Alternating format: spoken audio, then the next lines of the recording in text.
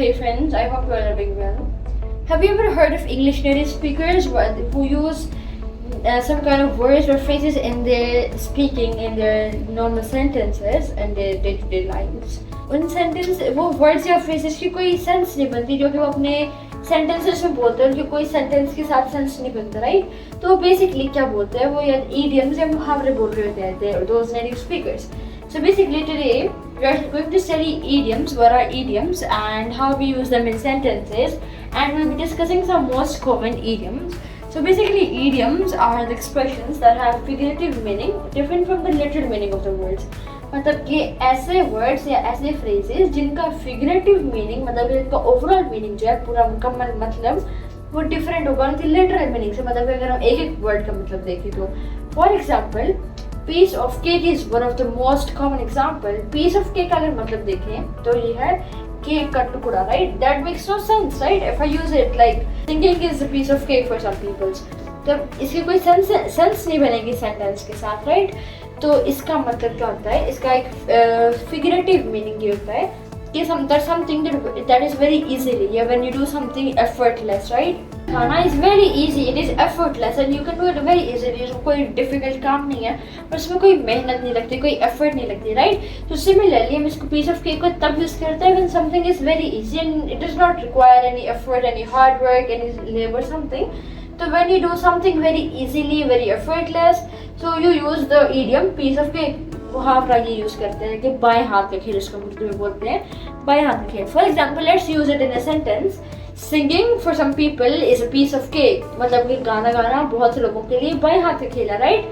Another sentence that speaking English is a piece of cake for me. इसको आप किसी और सेंटेंस में भी यूज कर सकते हैं. For example Spanish homework for me was piece of cake.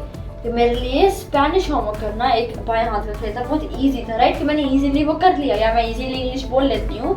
So it is a piece of cake. So English, speaking English is a piece of cake for me, right? तो हम piece of cake को तब use करते हैं when something is very easy and you can do it very easily without putting any efforts. Moving on towards the next idiom. Our next idiom is to cry over spilled milk. अब इसका अगर हम word to word meaning देखें तो उबले हुए दूध के ऊपर रोना, राइट? अब इससे हमें क्या पता लगता है कि फॉर एग्जाम्पल आपने दूध उबलने के लिए रखा था और आपकी नज़र, आपका ध्यान इधर उधर हुआ और वो दूध उबल गया, राइट? तब क्या अगर आप रोने लग जाओगे तो वो ना तो दूध वापस आएगा ना वो ठीक हो जाएगा एंड ऑल्सो आपके इस्तेमाल के काम भी नहीं आएगा आपको, राइट? सो इसको हम तब यूज करते हैं कि जब when something is gone bad and now there is no purpose for crying about it. जब कोई काम की चीज़ हो चुकी है तब वो वापस तो आएगा नहीं, राइट? तो इसको हम ऐसे यूज करते हैं. फॉर एग्जाम्पल अगर there is a conversation and Amna says कि she stole credit for my work and Ali reply I understand but what's the point crying over spilled milk? Be careful next time. मतलब कि आमना और अली का conversation चल रहा था और आमना ने सिंपली कहा कि उसने मेरे काम का क्रेडिट ले लिया, राइट? तब अली क्या कहेगा कि ठीक है मैं समझता हूँ लेकिन अब क्या फ़ायदा इस पर रोने का, राइट? अगली दफ़ा से ख्याल रखना, ध्यान करना, right?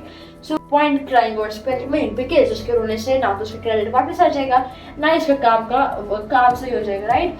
So you use this sentence when something has gone bad and there is no point arguing over it. So there is no point crying over spilled milk. Now, let me clear कि spilled के दो मतलब हैं, दो spellings हैं.